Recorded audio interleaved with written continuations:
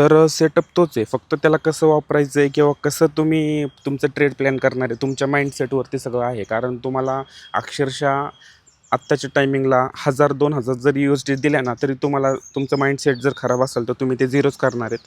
पण तुम्हाला $100 दिले आणि तुम्हाला रोजचे फक्त 5 किंवा $10 जरी काढायचे असतील, तरी ते तुमच्या माइंडसेटवरती आहे, की तुम्ही ते कसे काढताय आणि काढले तर ते सेव्ह करताय का? कारण तुम्ही विचार करा, की महिन्यातून 20-22 दिवस ट्रेडिंग चालू असते गोल्डमध्ये आणि त्याच्यात जर तुम्ही 5-5, 10-10 जरी डॉलर काढले आणि शांत बसले, तरी किती मोठी अमाऊंट आहे. म्हणजे अक्षरशः एखाद्याला 20,000 पेमेंट असतो आणि तो कमवण्यासाठी त्याला किती काम करावं लागतं ते तुम्हाला पण माहिती आहे. आणि इथं तुम्ही फक्त $10 जरी काढले, तरी तुमचे अक्षरशः $200 होतात. आणि $200 नॉट अ जोक. म्हणजे आजच्या रोजी 20-21 हजार रुपये, 19-20 हजार रुपये तुम्ही असेच करताय. मग ही शिस्त आहे ना, ही कशी आणायची, हे सगळं तुमच्या माइंडसेटवरती, तुमच्या डिसिप्लिनवरती आहे. तर त्याच्यामुळं एकाच सेटअपवरती काम करणं किती गरजेचं आहे आणि सगळ्यात महत्त्वाचं म्हणजे डिसिप्लिन फॉलो करणं किती गरजेचं आहे.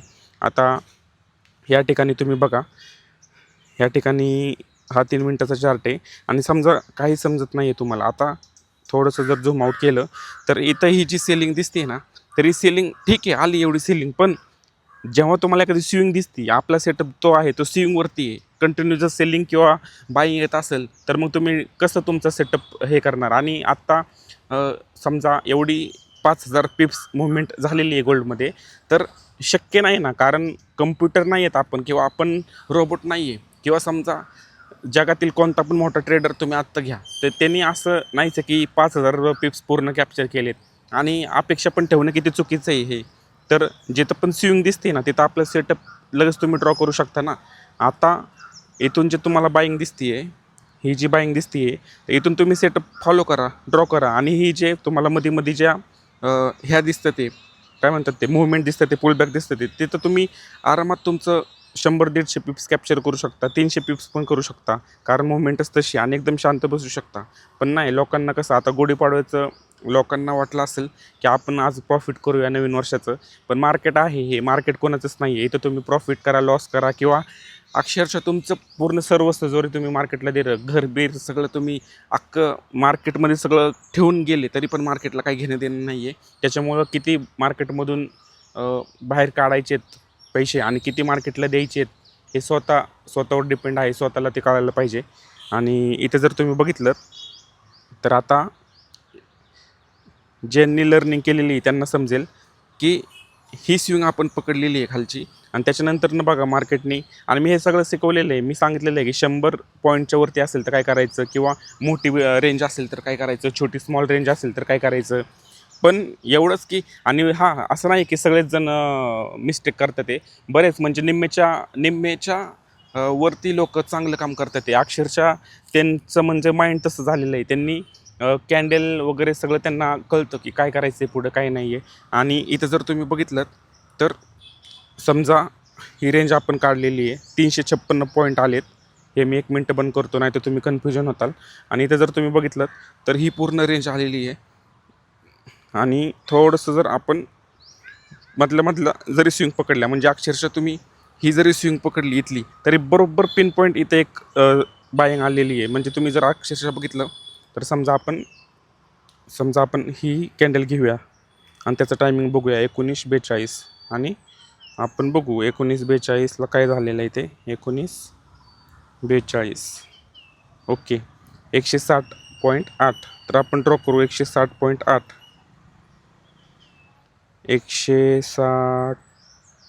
160.8. तर इथं बघा तुम्ही कसलं पिन पॉईंट, म्हणजे हा सपोर्ट तुम्हाला कोण दुसरं देणार नाही आहे. पण ह्याच्यासाठी तुम्हाला पेशन्स वाट पण बघावी लागेल. असं नाही की कंटिन्यू पॅनिक काहीतरी चालू आहे मार्केटमध्ये तुम्ही तिथं ट्रेड घेताय. नका ना, एकदम शांत बसा. काय एवढं हे नाही आहे. फक्त ज्या दिवशी न्यूज नसतील काय, त्या दिवशी तुम्ही जर सेफ ट्रेडर असाल तर त्या दिवशी ट्रेड करा. बाकीच्या दिवशी तुम्ही थोडंसं अवॉइड केलं तरी चालते. असं नाही की तुम्ही लगेच बाकीच्यांचं बघून लगेच मार्केटमध्ये उतरलंच गेलं पाहिजे, असं काही नाही आहे.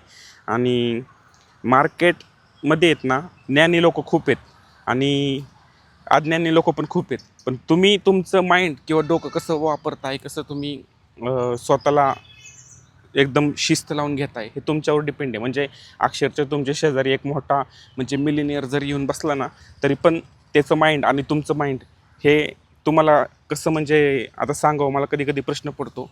पण ह्या ज्या सगळ्या गोष्टी आहेत त्या स्वतःच्या स्वतः करणं आहे. म्हणजे दुसरं कोण तुम्हाला करून देणार नाही आहे, की बाबा धरा हे असं, किंवा अपेक्षा आपण एखाद्याकडनं ठेवायचीच नाही आहे, की हा मला असं सांगेल, तो मला तसं काहीतरी सपोर्ट करेल, किंवा XYZ काही असू द्या.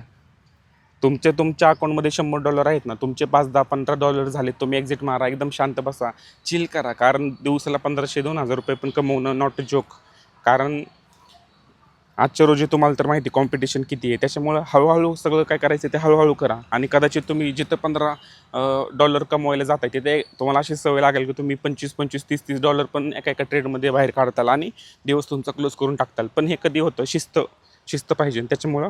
आणि आता इथं बघा, हा सेटअप तयार झाला आणि समजा आपण ही रेंज आता डिलीट केली आणि त्याच्यानंतर ना आपण इथून 21-18 घेतला. आपण नेक्स्ट जी कॅन्डल आहे खालची 21-18 इंटर. ओके, आता ह्याची रेंज किती आली? 116.7.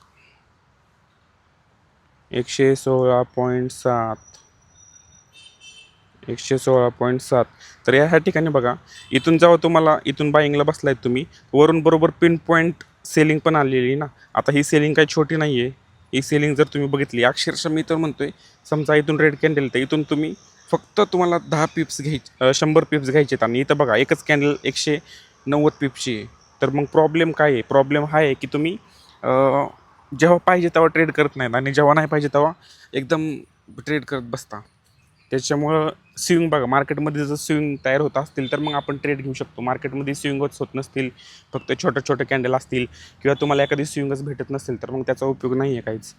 आणि सगळ्यात महत्त्वाचं म्हणजे आपण आता पुढचं बघूयात. आता समजा मार्केट इथून खाली पडलं आहे भरपूर आणि तुम्हाला आता नेक्स्ट हे पाहिजे, रेंज पाहिजे, किंवा आजचीच बघा, ही रेंज तुम्हाला बघायची आहे. तर एकदम सोपं आहे, मी तुम्हाला एकदम ह्याच्यात सांगतो बेसिकमध्ये. ही रेंज जेव्हा काढली तुम्ही तेव्हा मार्केटमध्ये इथून एक सपोर्ट होता आणि ह्याची रेंज काढली तेव्हा इथून बरोबर सेलिंग आली. आणि फायनल जेव्हा मार्केटनी ही शेवटची ग्रीन कॅन्डल बनवली, म्हणजे थोडंसं जर मी झूम केलं तर तुम्हाला दिसेल, इथं जर मी ही ग्रीन कॅन्डल बनवली आहे मार्केटनी आणि त्याची जर तुम्ही रेंज काढली पूर्ण, तर ही पूर्ण अपसाईडला रेंज. आणि हे मी खूप वेळा सांगितलेलं आहे की मार्केटमध्ये हे जे आहे, ही जी पुलबॅक दिसतोय तुम्हाला, हा जो पुलबॅक दिसतोय, तर हा पुलबॅकचा सपोर्ट काय आहे ते पण मी तुम्हाला सांगितलेलं आहे. हा बॉक्स, त्याच्यानंतर मूव्हमेंट आणि इथून वरती जातं मार्केट, हे खूप वेळा सांगितलेलं आहे. आणि हा ट्रेड चालू आहे आता. आणि जरी आपण हे रिस्क रिवॉर्ड जर डिलीट केलं आणि हा जो बॉक्स आहे ह्या रेंजचा 25%, हा तुम्ही कुठं पण ठेवा, अक्षरशः जिथून सेलिंग किंवा जिथून बाईंग येते तिथं पण ठेवा, बरोबर तुम्हाला एक एंट्री भेटणारच आहे. इथून जरी तुम्ही ठेवलात तरी हा 50% पासून आहे, इथून ठेवलं तरी हा 75% पासून आहे, म्हणजे अक्षरशः. आणि इथून आता बघा ह्या 50%ला टच करणार आहे इथं मार्केट, तर इथं कसं रिॲक्ट करते हे पण. फक्त एवढंच की तुम्हाला एकच सेटअपवरती प्रॉपर काम करावे लागेल. आणि काही जर तुम्हाला काही पण समजलं नाही तर ह्या व्हिडिओच्या खाली कमेंट करा, मी इथंच लगेच तुम्हाला आन्सर देऊन टाकेन.